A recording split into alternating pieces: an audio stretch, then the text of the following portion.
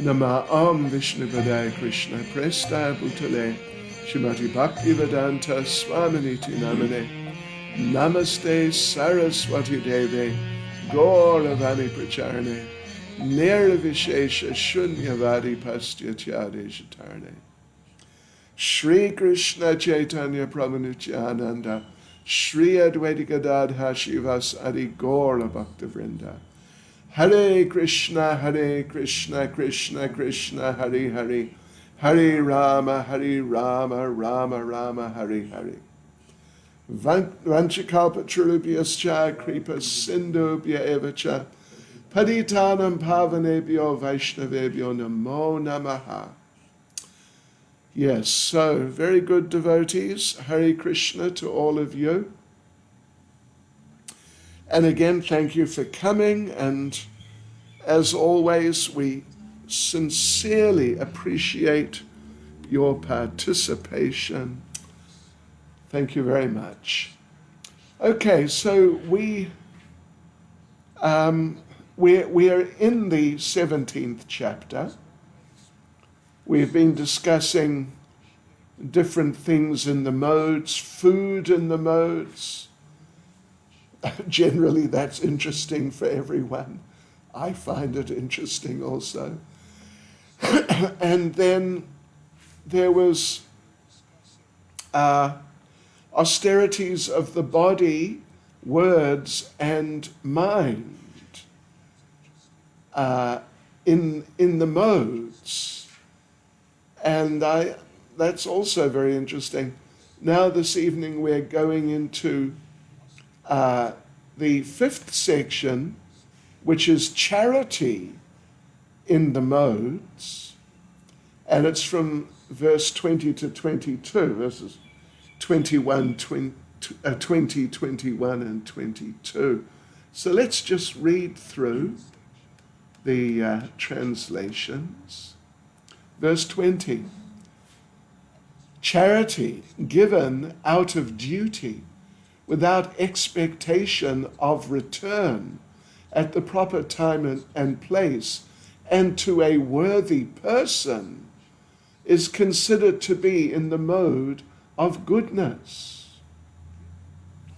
And then verse 21, but charity performed with the expectation of some return, or with a desire for fruit of results, or in a grudging mood, is said to be charity in the mode of passion. Oh, Krishna. Yes. And 22, and charity performed at an impure place, at an improper time, to unworthy persons, or without proper attention and respect, is said to be in the mode of ignorance. Yes. And, I just can't help but think of when we're in India, in India, and the people come, oh my gosh.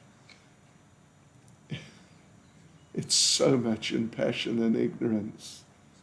It's just a shame, just a terrible shame.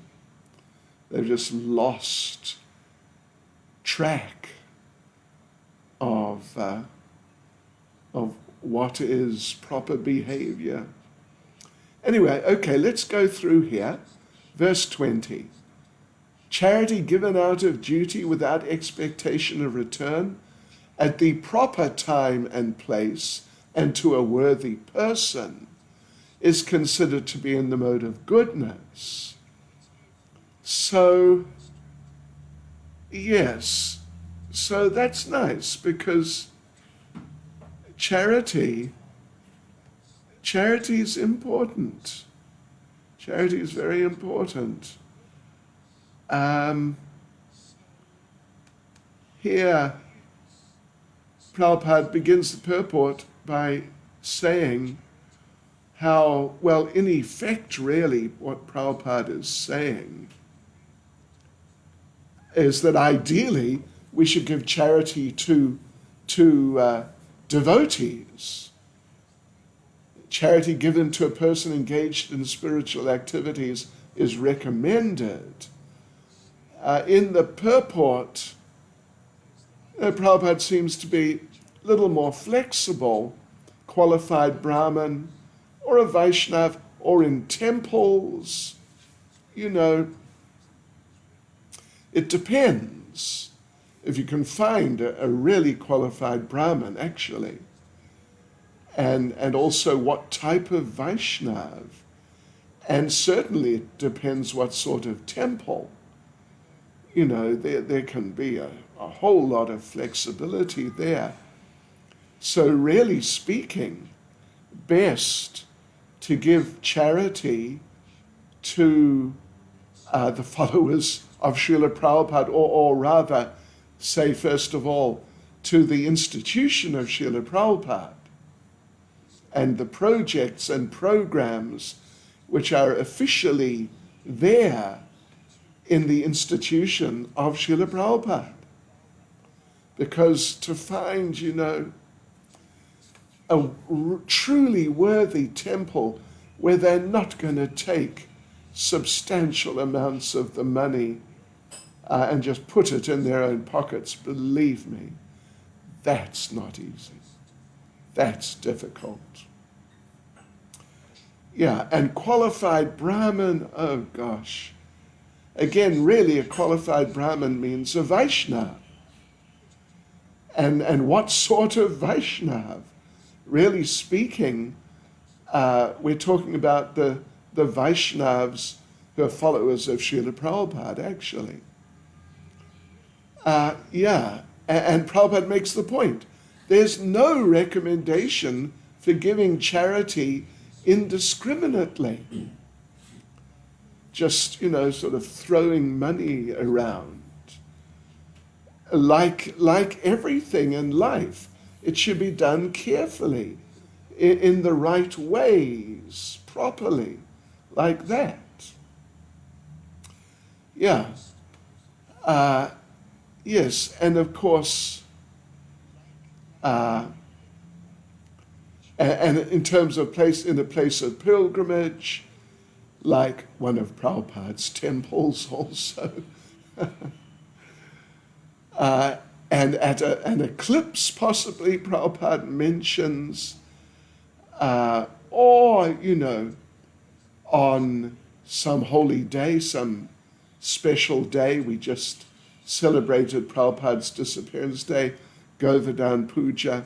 These are excellent days for giving some charity. And Prabhupada makes, it's just a really important point. At the end of the purport, charity to the poor is sometimes given out of compassion. But if a poor man is not worth giving charity to, then there's no spiritual advancement. I don't know how much maybe not so much in India, but here in South Africa, there are people trying to get money, but so many of them, they'll just spend it on just some intoxication, and you will have sponsored the intoxication if they use the money you gave them in charity. And if you sponsor something, you share the results. So, yeah, it's not just a simple thing, just some poor person, some poor person, give them some prasadam. And if they refuse prasadam and they want money, they're not hungry people. They're looking for some other thing, maybe some intoxication, something like that. Verse 21, but charity performed with the expectation of some return, or with a desire for fruit of results, or in a grudging mood, is said to be charity in the mode of passion. Yes, so in the purport, Srila Prabhupada is talking about those who want some elevation to a heavenly planet, perhaps, or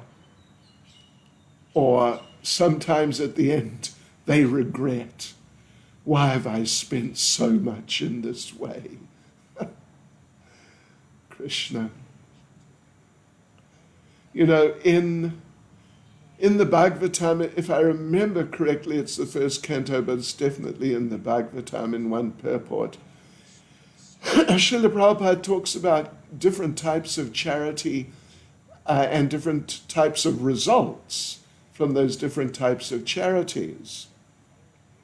And he talks about just what we mentioned, giving charity to some poor person, but then they use the money on some intoxication or buying some meat maybe, or something along those lines.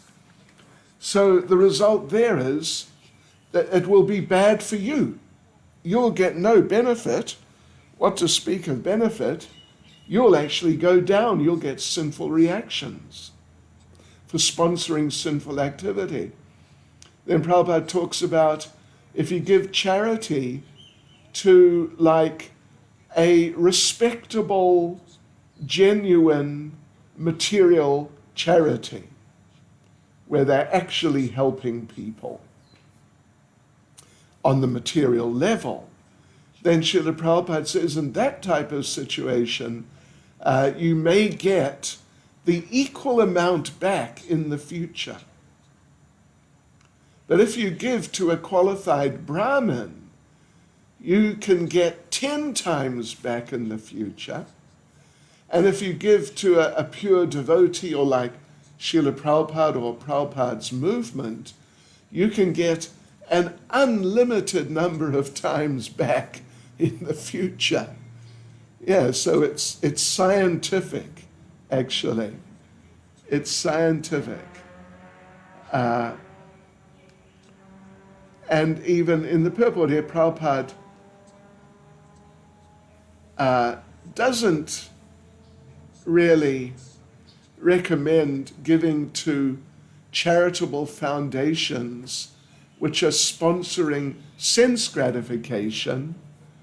Yeah, I mean, it's just best to stick to Srila Prabhupada and his movement, his temples, and his projects, and like that.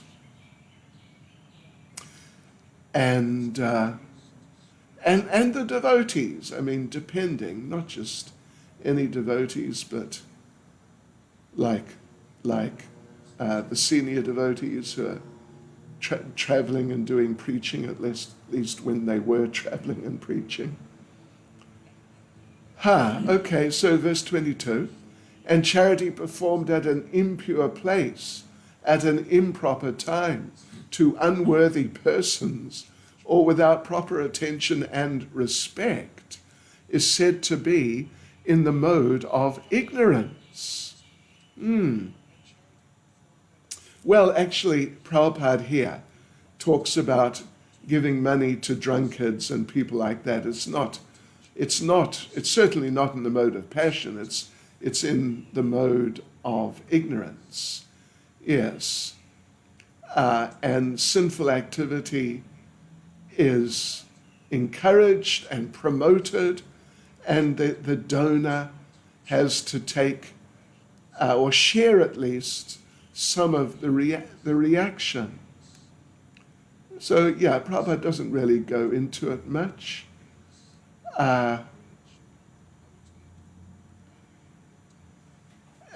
makes an interesting point. Similarly, if a person gives charity to a suitable person, but without respect and without attention, that sort of charity is also said to be in the mode of darkness. Srila Baladev Vijayabhushan makes an interesting point. Listen to this. even if time and place are proper.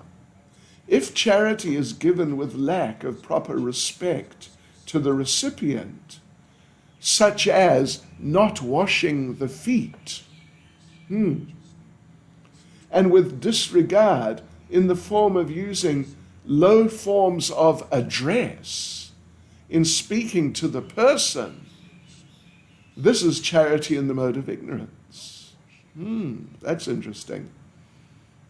Vaisheshika Prabhu, great book distributor and leader of book distribution in Srila Prabhupada's movement, he was telling us last year, I think maybe in the Mayapur meetings, 2019, he was telling us how he took a group of devotees, international devotees, to Jagannath Puri just before the GBC meetings in the earlier part of 2019.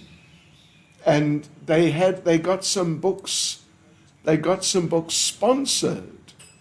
And so they were distributing those books like inexpensively to the pilgrims, who are usually very simple folks, sort of village people in many cases. And so they were distributing them quite cheaply. And so he said that they would walk up to the people as usual and hand a book to them. And of course they didn't know the language, the devotees.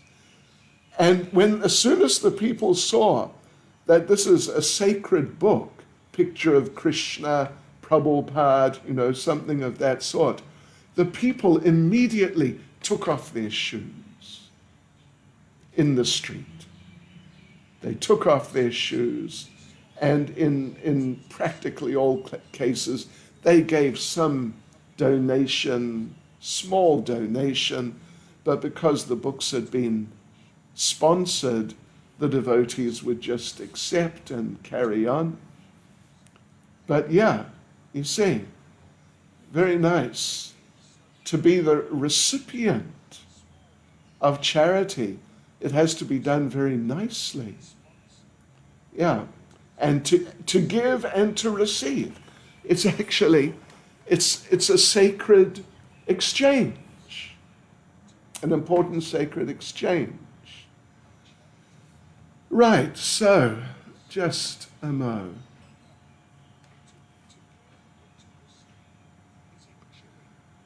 Okay, so now the last, 6 verses, verse 23 to verse 28, and we've titled this the conclusion, Om Tat Sat. Okay. So the idea here is that all of these activities mentioned should be done for the Supreme Absolute Truth, who can be sort of recognized or addressed or indicated by. Srila Prabhupada actually uses this term, indicated by. Indicated via the terms Om Tat Sat. Yeah. So these are sacred terms. There's a description of what they mean, and we'll discuss that. And if these activities are not done with a connection, with some sort of connection with the Absolute Truth, then they're contaminated by the modes. Yeah. So this is specifically mentioned as Om Tat Sat. Although, it's clear that Om Tat Sat is indirect. It is not exactly equal to Hare Krishna, if you say Om Tat Sat. It's relevant. It's connected. But Hare Krishna is more complete and is better, really. certainly is more direct. It's kind of like, it's related to, to some degree at least you could say, the idea of the yoga ladder. You start with karma kandya, and then you come up to something else. Then you karma yoga, and then ashtanga yoga, maybe jnana yoga, and then you come to devotional service. So this is an older concept, like a traditional Vedic concept from the past, whereas now, particularly now, we're in the time of Lord Caitanya, and Srila Prabhupada, the example is given, Srila Prabhupada gave the example of trying to get to the top of a very tall building. You can either go up the stairs or you can take the lift. Lord Chaitanya's method is the lift, the yoga ladder, and from one stage to another, and it takes a lot of time, and like that. That's like walking up the stairs. So the context for us is the movement of Lord Chaitanya. So here, even though Om Tat Sat is being sort of, you could say, promoted, certainly mentioned by Lord Krishna himself, we should not, not that you can't say Om Tat Sat at all, but it's not like now we should adopt saying Om Tat Sat, Om Tat Sat, Om Tat Sat as a regular daily function. It's definitely not like that. Okay, so anyway, let's get into it. So we're starting with verse 23, and there are no subsections, so I'll just read all the verses right through to verse 28. Verse 23, from the beginning of creation, the three words Om Tat Sat were used to indicate the supreme absolute truth. These three symbolic representations were used by Brahmins while chanting the hymns of the Vedas and during sacrifices for the satisfaction of the Supreme. Okay. Verse 24. Therefore, transcendentalists undertaking performances of sacrifice, charity, and penance in accordance with scriptural regulations begin always with Om to attain the Supreme. 25. Without desiring fruit of results, one should perform various kinds of sacrifice, penance, and charity with the word Tat. The purpose of such transcendental activities is to get free from material entanglement. 26 and 27 together. The absolute truth is the objective of devotional sacrifice, and it is indicated by the word Sat. The performer of such sacrifice is also called Sat, as are all works of sacrifice, penance, and charity, which, true to the absolute nature, are performed to please the Supreme Person, O son of Prita. And verse 28, which is the end of the chapter. Anything done as sacrifice, charity, or penance without faith in the Supreme, O son of Prita, is impermanent. It is called asat and is useless both in this life and the next. Hare Krishna. That's pretty strong, isn't it? Okay, so back to verse 23. Let's read it again and make some comments based on the purport. From the beginning of creation, the three words Om Tat Sat were used to indicate the Supreme Absolute Truth. These three symbolic representations were used by Brahmins while chanting the hymns of the Vedas and during sacrifices for the satisfaction of the Supreme. All right, yes.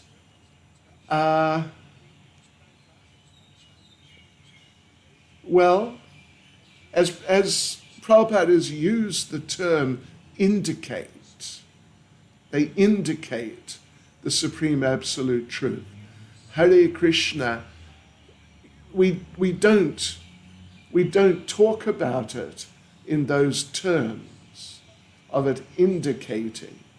We talk of Hare Krishna as being the Supreme Lord. He is present. We're associating with him in the form of his holy names. So it's a different conception, but it definitely has transcendental value, put it that way.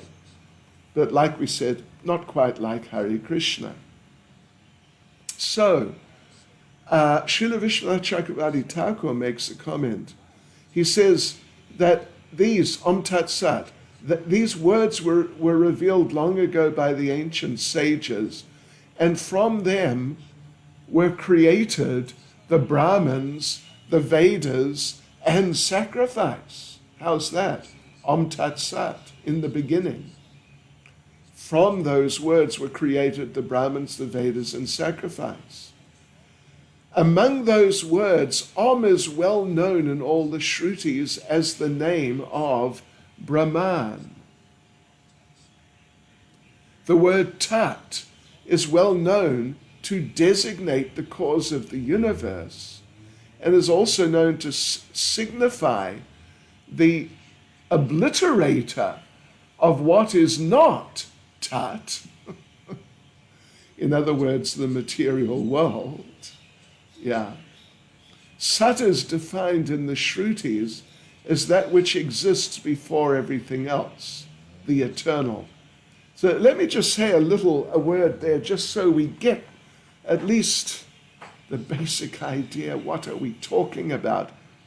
Om is a term used to signify the absolute truth. More often than not, or at least often, as Brahman. Not necessarily the Supreme Personality of Godhead. It could be, but more often it's used to signify Brahman, Om. Then Tat, literally Tat, means that. That what? There are many that's, but what that are we talking about? So he says, it's that which is the cause of the universe, and that which obliterates, which destroys anything which is material, which is not directly of his spiritual nature. And then Sat, of course, Sat generally means eternity or eternal, that which is eternal. So, and this is also signifying the absolute truth, that which existed before everything else, before there was a creation. The spiritual realm, which is under the Supreme Personality of Godhead, was existing. Yeah. Okay, so anyway, in the first paragraph, Srila Prabhupada explains that that when all these different things we were reading about last night, the austerities, penances, and charities, and all these things. It has been explained that penance, sacrifice, charity, and foods are divided into 3 categories in terms of the mode. But the thing is, if they're not offered to the Supreme, this is the point Prabhupada's making, then they're contaminated by the modes of nature, of course. But when they're aimed at the Supreme, Om Tat Sat, when some you could say, we can say, when some transcendental mantras are chanted, and there's transcendental consciousness and transcendental goals involved, when they're aimed at the Supreme, Prabhupada says, then they become means for spiritual elevation, of course. Yes. Particularly, and most particularly, when they're aimed at or offered to the actual Supreme Personality of Godhead Himself. It's one thing, Brahman or something which is not, very distinct. But when everything is aimed at, to use the language Prabhupada's using, aimed at Krishna, then it's very wonderful and transcendental.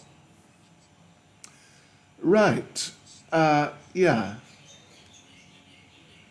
So now here, in the purport in the second paragraph, Srila Prabhupada, he explains a few things. That, first of all, any activities which are done without following the rules of Shastra, or anyone who acts like that, they're not going to achieve the absolute truth. They're not going to go back to Godhead or anything even vaguely related to or connected to going back to Godhead. Maybe some temporary result, which is okay for the time being, but nothing long-term or nothing eternal, particularly. So therefore, first of all, Prabhupada's recommending that these different things, charity, sacrifice, penance, at least do them in the mode of goodness, at least. But try to, for people who are not devotees, you could say, try to chant Om Tat Sat, Om Tat Sat.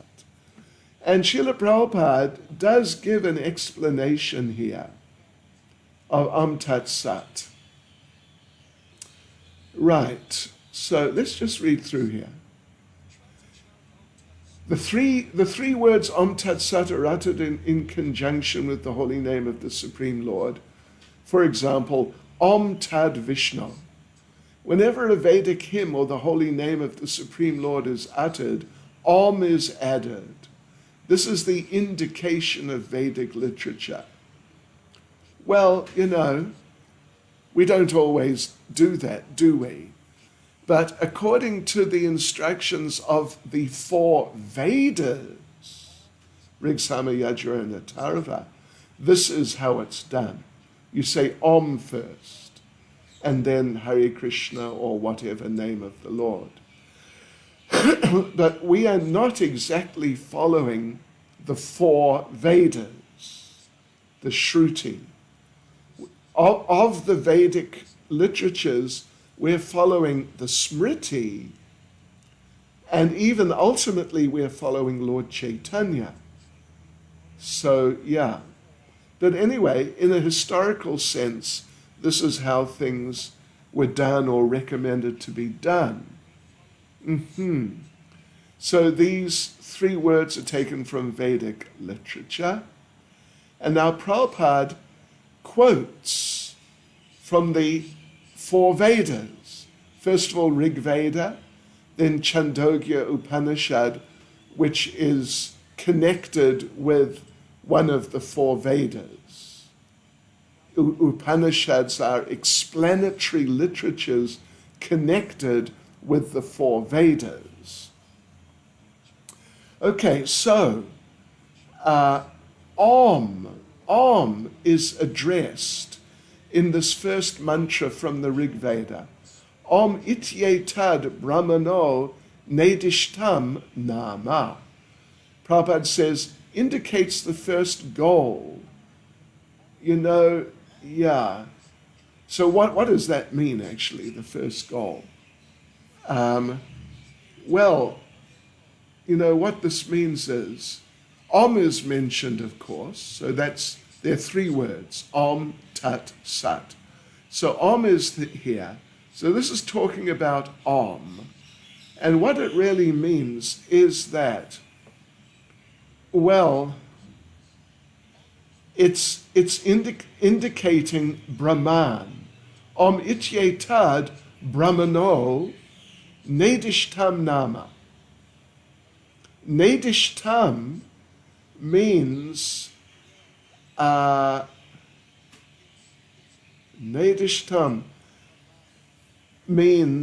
close to, situated.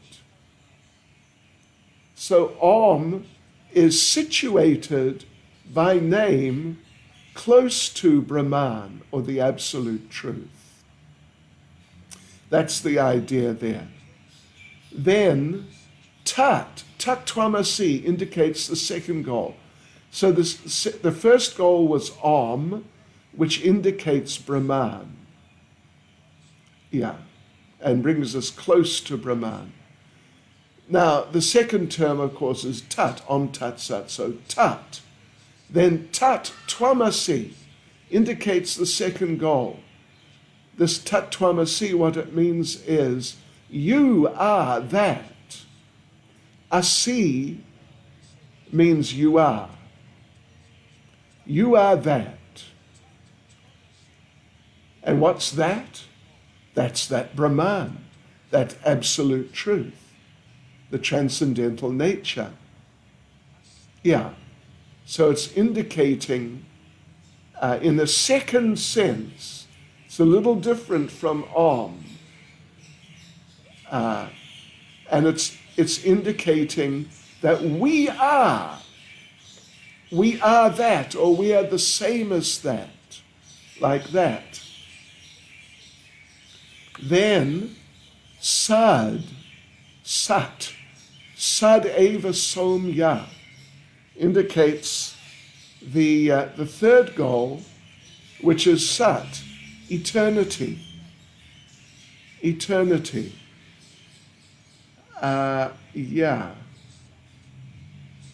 So, okay, anyway, that's interesting. That is interesting. That's from Prabhupada himself.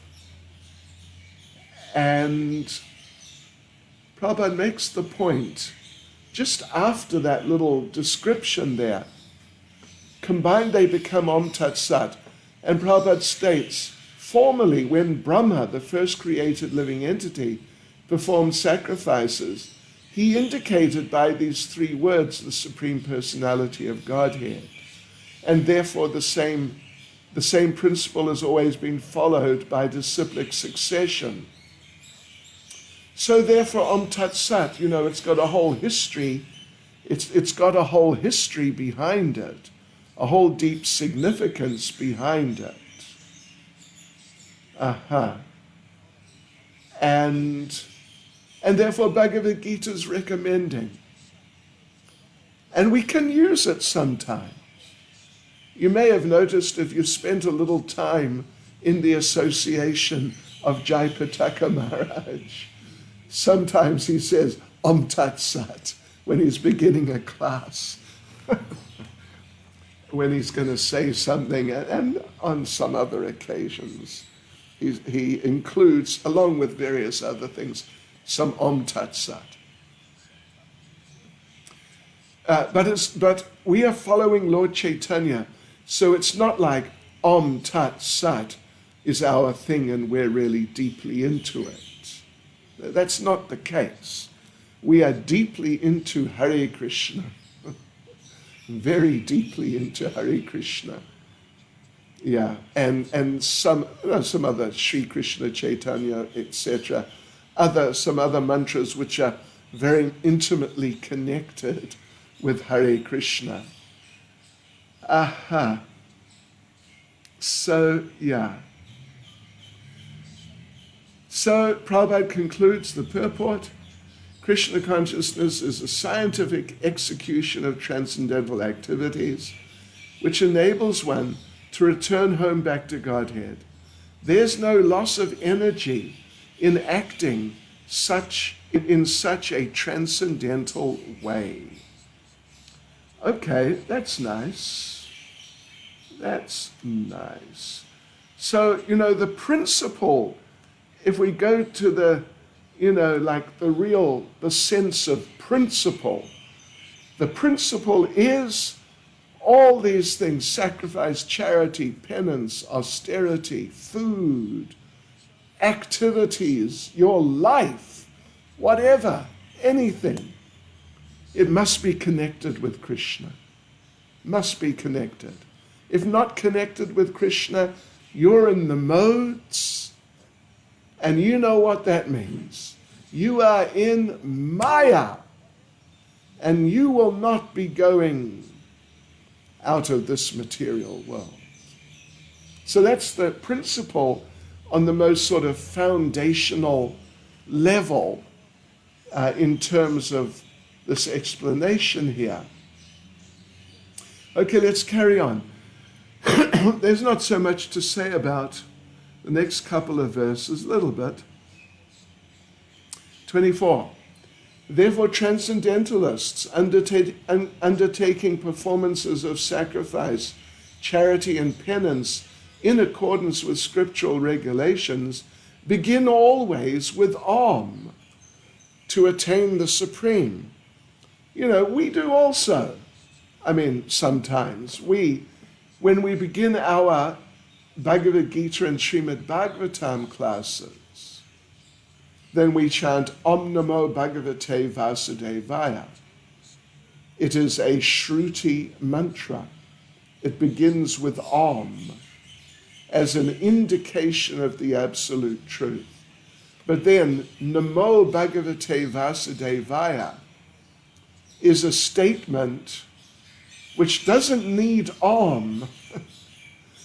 If you just say Namo Bhagavate Vasudevaya, you said something very nice in Krishna consciousness. But as Vedic tradition sort of, dictates, promotes, recommends, or whatever it's done in the old Vedic tradition, Om is there because it's coming from that old tradition. But when we chant Hare Krishna, it's very rare that we chant Om before, or Sri Krishna Caitanya, or these other mantras. Okay. So anyway, just let's have a little look at the little purport.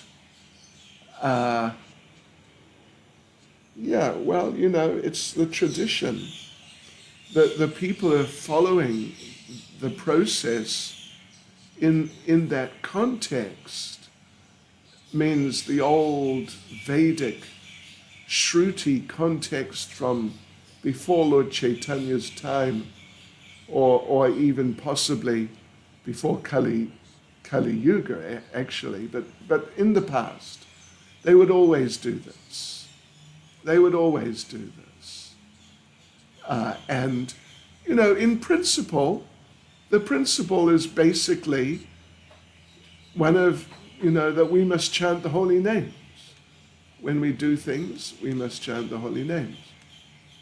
25, without desiring fruitive results, one should perform various kinds of sacrifice, penance, and charity with the word tat.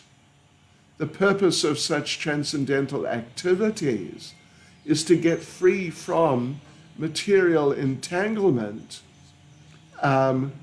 because in the sense that when you are doing that, or starting that, or just doing that, if you say tat consciously, with the consciousness of what it really means, then you are connecting it with that Krishna, the Supreme Absolute Truth, who's the creator of the universe, that we said in regard to, the little explanation there in the second paragraph of verse 23. So tat then is that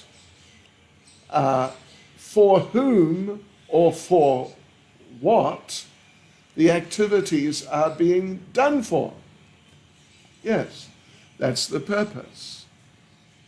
Now here, devotees, we have a special question for those of you doing Bhakti Shastri based on this verse 25 that we just went through. And it is, we're going to read something, it's from a letter to devotees from San Francisco, and this is the important thing, if you want to look it up to get the right information to answer the question. The letter was written on March 30th, 1967. So you can look it up on the computer if you've got Prabhupada's books on computer. March 30th, 1967. So Srila Prabhupada says, if you chant always Hare Krishna, read my books and preach this philosophy sincerely, then Krishna will provide you with all facility and you will not fall down into material entanglement. Okay. So you're meant now, the question is to refer to a letter of Prabhupada's about material entanglement.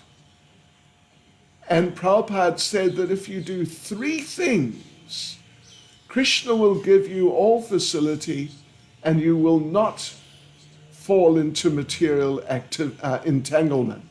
Three things. So we read them. What were they?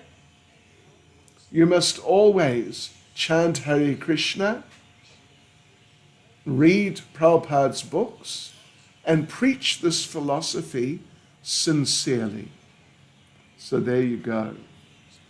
All right, so we're on to verses 26 and 27. The absolute truth is the objective of devotional sacrifice, and it is indicated by the word sat. The performer of such sacrifice is also called sat, as are all works of sacrifice, penance and charity. They're all sat, which, true to the absolute nature, are performed to please the Supreme Person, O son of Pritha. Yes, okay, well, all right, so Srila Prabhupada begins the purport by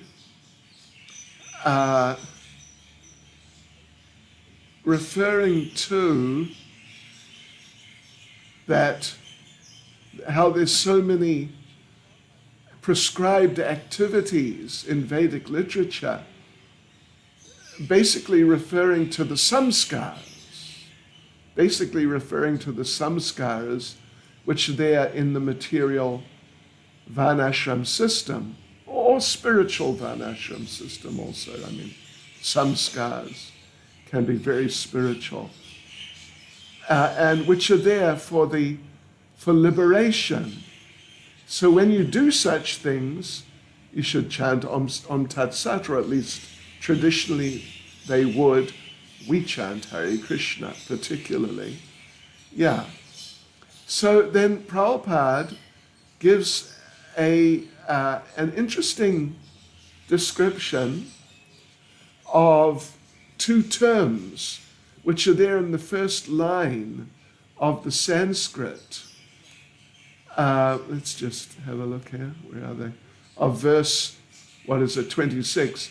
Sadbhave, sadhubhave cha. Yes. So, yeah, what this means is that sadbhave indicates, well, sadbhave and sadhubhave indicate the transcendental situation. Yeah, well, Prabhupada's saying that. But satbhave is particularly referring to, satbhave is referring to, if you look at the word for word, it's indicating the nature, the bhava. In this context, the term bhava means nature. It's indicating the nature of the Supreme, which is Sat. The Supreme is Sat, eternal. And whereas Sadhu Bhave, Sadhu indicates the devotee. The devotee is a sadhu. The nature, Bhava again is nature, the nature of the devotee. But then there's a third, so that both of those are eternal. But then there's a third thing which is eternal in this context, and that is the activities which are done by the devotee in relation to the Supreme Person, to the Sat, the eternal absolute truth. Yeah, I hope you follow the idea. I think it's fairly straightforward. But then there's another step further. Prabhupada takes it another step further.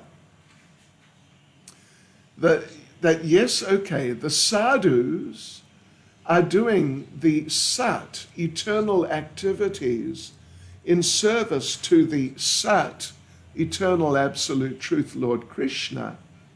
But the association of the sadhus, Prabhupada refers to famous verse, Bhagavatam 3:25-25, which is emphasizing how one must associate with the devotees and in their association participate in, or at least hear, the discussions about Krishna consciousness. Yeah, and cultivate knowledge of the Sat, meaning all three, if you like. The Sat, the eternal supreme absolute truth, Krishna. The Sat, the sadhus, the nature of the sadhus who are they're just on the absolute platform, and the nature of the absolute, the activities of service done by the devotees to the absolute, which is also eternal. Yeah. And Prabhupada says, the words used, these are the first two words of the verse, satam prasangat. Without good association, one cannot achieve transcendental knowledge. And without transcendental knowledge, you can't become a sadhu. You can't do transcendental activity, service to the Lord. And like this, you can't have a connection with the Lord. Yeah. So actually what we must do then is offer everything to the Lord. Cooking, helping in the Lord's temple, or any other kind of work for broadcasting the glories of the Lord, even on Facebook or Zoom or something like that. Yeah. So these words, Prabhupada concludes the purport, these supreme words, Om Tat Sat, are thus used in many ways to perfect all activities and make everything complete. And for us, the supreme words Hare Krishna are used in many ways to perfect our activities and make everything complete. Okay, so here we go. Last verse 28. Anything done as sacrifice, charity, or penance without faith in the Supreme, O son of Prita, is impermanent. It is called asat, and is useless both in this life and in the next. So, well, Prabhupada explains this point in the purport. He's basically just paraphrasing that without that faith, without anything done without the transcendental objective, whether it be sacrifice, charity, or penance, or food, for that matter. How about food too? Yes, anything. It's useless if it's done without connection to the Supreme Personality of Godhead. And with if it's without faith, without proper guidance, it's just, you got a recipe for going nowhere except down. This is all so important. Yeah. Therefore, the best course is to work from the very beginning in Krishna consciousness under the guidance of a bona fide spiritual master. That is the way to make everything successful. That's what Prabhupada says at the end of the paragraph, first paragraph. And in the second paragraph, Prabhupada is more or less summing up the whole chapter. Let's just read the last paragraph. It's a good one. In the conditional state, people are attracted to worshipping demigods, ghosts, or yakshas like Kuvera. The mode of goodness is better than the modes of passion and ignorance. But one who takes directly to Krishna consciousness is transcendental to all three modes of material nature. Although there is a process of gradual elevation, if one, by the association of pure devotees, takes directly to Krishna consciousness, that is the best way. And that is recommended in this chapter. To achieve success in this way, one must first find the proper spiritual master and receive training under his direction. Then one can achieve faith in the Supreme. When that faith matures in course of time, it is called love of God. How's that for an interesting statement? Isn't that just amazing? What is love of God? The mature state of faith. And how does one get faith? Through the association of devotees and by serving under the supervision of a bona fide spiritual master.